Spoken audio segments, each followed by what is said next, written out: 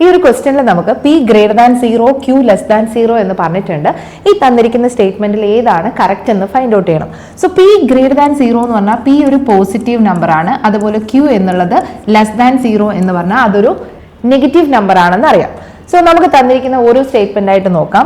P plus Q greater than 0 എന്നാണ് first പറഞ്ഞിരിക്കുന്നത്. Pക്ക് ഞാൻ 2 എന്നും Qന് ഞാൻ -5 എടുക്കുകയാണെങ്കിൽ 2 - 5 എനിക്ക് കിട്ടുന്നത് -3 ആണ്. അത് ലെസ് ദാൻ 0 ആണ്. സോ ഈ കണ്ടീഷൻ ഓൾവേസ് കറക്റ്റ് അല്ല.